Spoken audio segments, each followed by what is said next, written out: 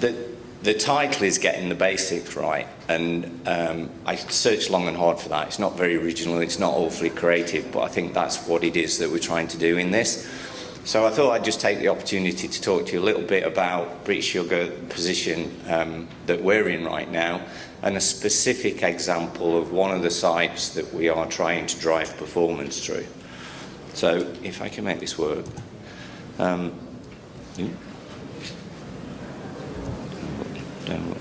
Next one. Oh, that's better. So that's the headlines of what we're going to talk to. I thought I would let you know a little bit about British Sugar, a part of ABF, which is quite a complex company on its own. It's over 12.8 billion in sales per year, and over 124,000 people across the world. It's structured into 5 main divisions with lots of brands within those divisions. Some of the key ones that you may know in the likes of grocery are things like Twinings, from a tea company point of view, Silver Spoon Company, we've got Allied Bakeries, and we've got other parts of the business which people are less aware of in the retail area, which are brands like Primark. From a sugar perspective, we're divided into a number of countries. So British Sugar report into what's known as AB Sugar. AB Sugar operate in the UK under British Sugar, in Spain under Azucarera, across China, into Africa. And on the right-hand side there, there's a number of sub-companies or downstream companies, as we would call them, that are all part of the group. So we make biofuels, we also have seed development for the agronomy side of the business. Bringing it to the UK, the dark green patch there is where we operate from a point of view of where sugar beet's grown.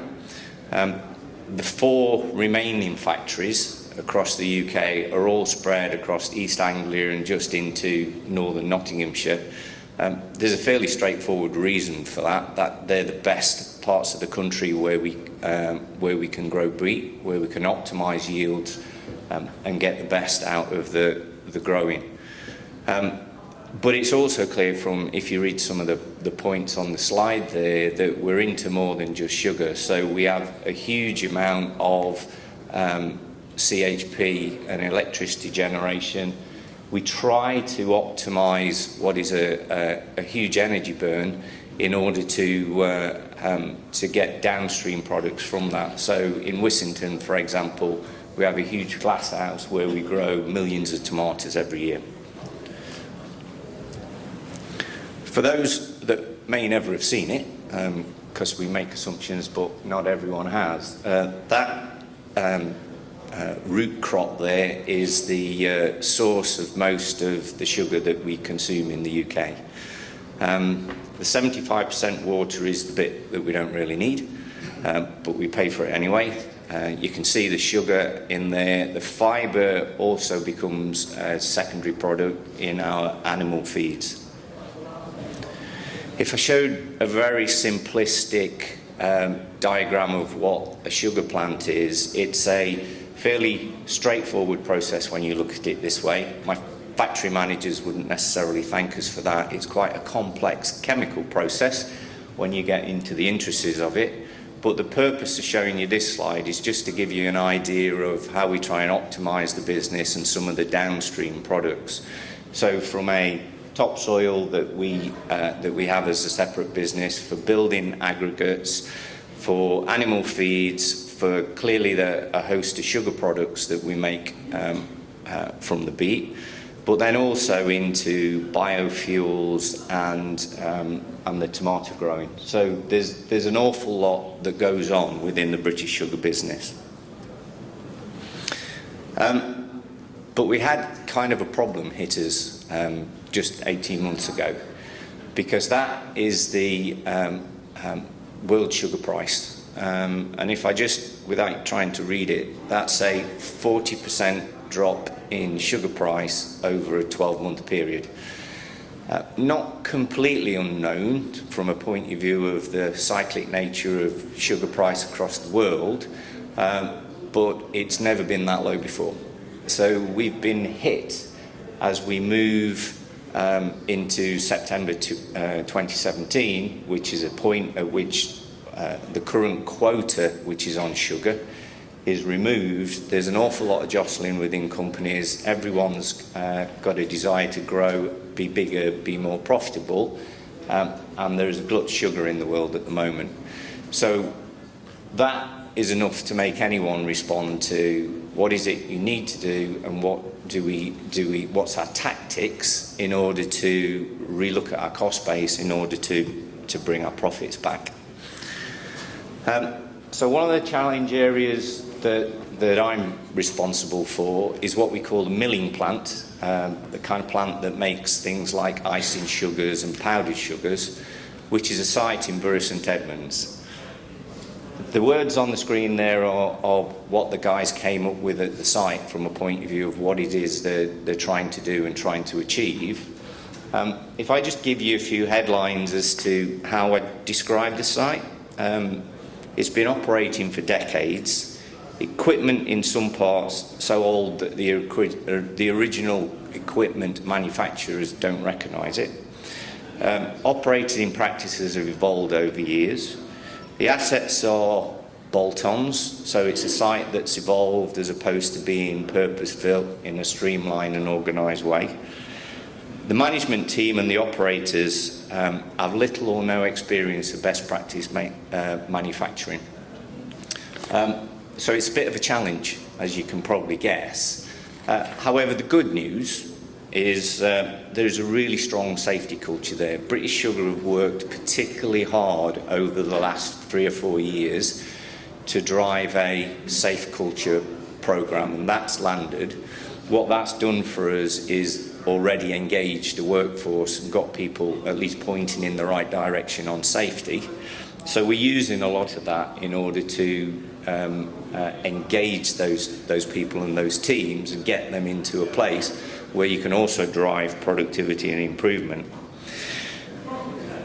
There is a willingness to learn. It's actually quite an old workforce, so it is a bit of a surprise really, but it's a good news story that these guys are up for the challenge, and they're certainly there for the fight. I've worked in a number of different businesses, so British Sugar for me is only my last 2 years worth of experience, but in an awful lot of manufacturing operations that I've been into, you've typically got the hero engineer there who comes flying along in order to fix broken stuff. You've got the manager and the operators who don't understand why it's broken and why you can't keep it working. So there's usually a mentality of how do you stop it breaking and how do you stop breaking it? We face the same challenge. The question therefore is how do you get those different opinions and points of view back together and working together?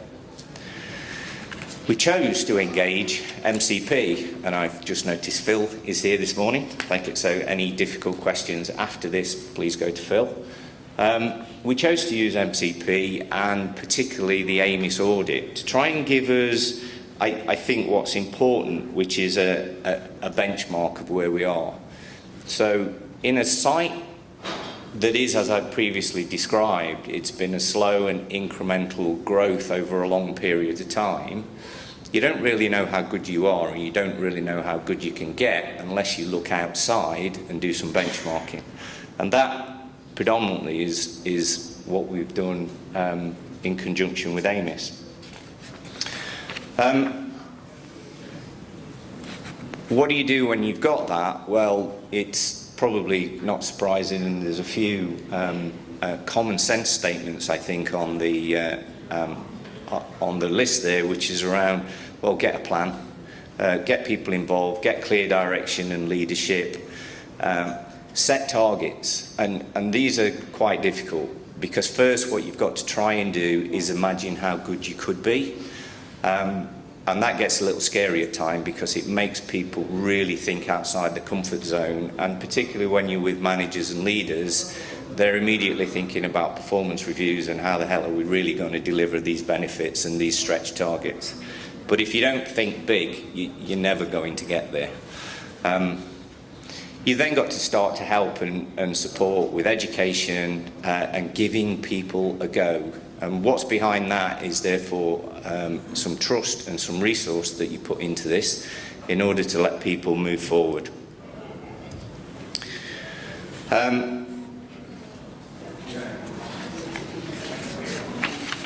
Sorry.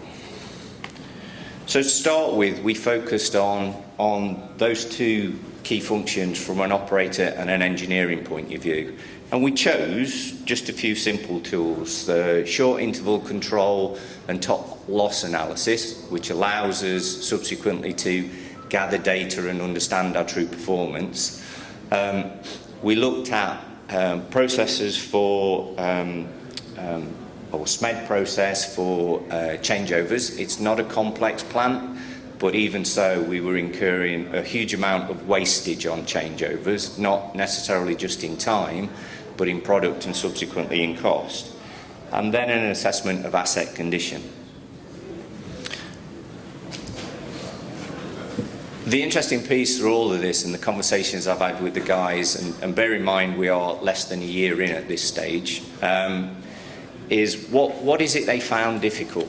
So despite doing this in the main to help the shift performance managers drive their shift teams and improve their performance, what we actually found was the biggest blocker to progress were the shift managers.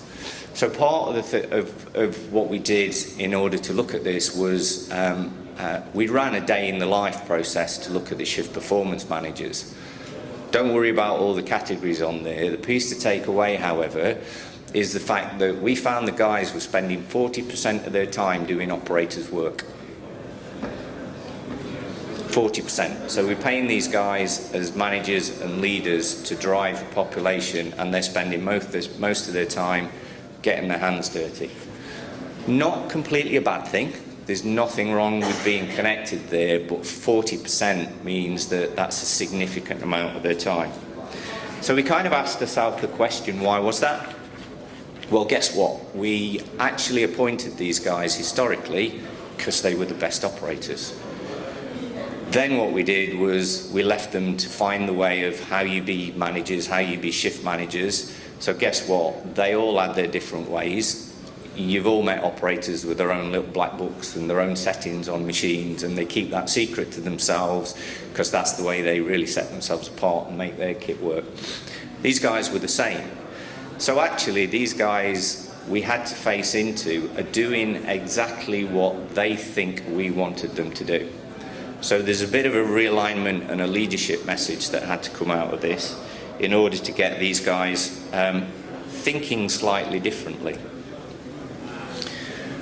Some of the other things we found as we did the review were inconsistent operator skill set, undefined cleaning standards, out-of-date standing operating procedures, a lack of standard recipes or product settings, an unawareness of critical spares, disorganised stores, I bet no one's ever seen those, an unbalanced engineering skill set across shifts. So guess what? The special kit only ever can be fixed by Fred, and Fred's on the wrong shift today when it breaks down because it never behaves itself when Fred's not around.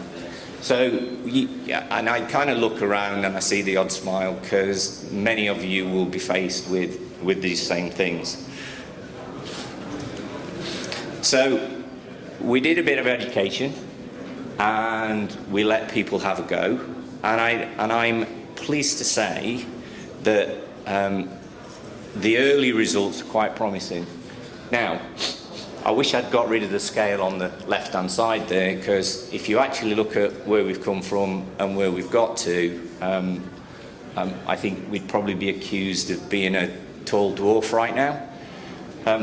But from a point of view of the impact that improvement has on the plant team from a perspective of morale, it's fantastic, because what it starts to show the guys is not only are you going in the right direction, but actually if you look at the distance the points are from the centre line there, we're starting to tighten up as well with respect to our variability around performance, which allows us to plan better, which in turn allows us to deliver our service in a much more controlled way.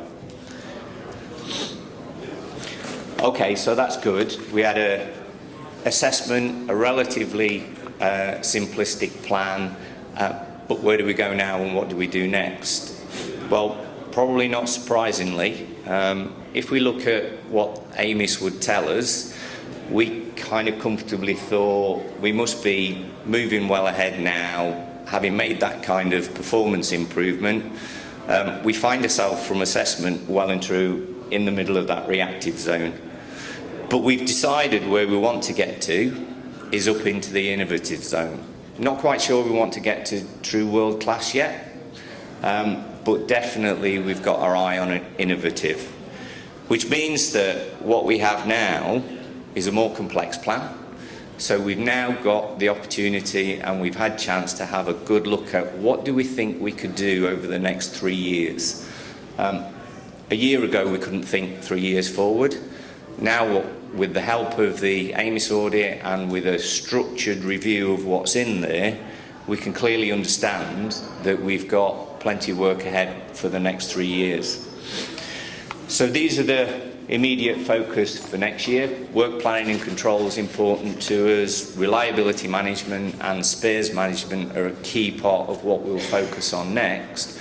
But if I tried, but my technical skills are insufficient to fit it on the screen, we have a very broader and more in-depth programme of activity, which allows the guys to set their objectives now for the next 3 years. So the leadership at the site are clear of where they're going. That gives them the opportunity to communicate and engage the frontline management team and the workforce with that. And I'm convinced that therefore in 3 years from now we're going to be in a much better place. Okay? Thank you.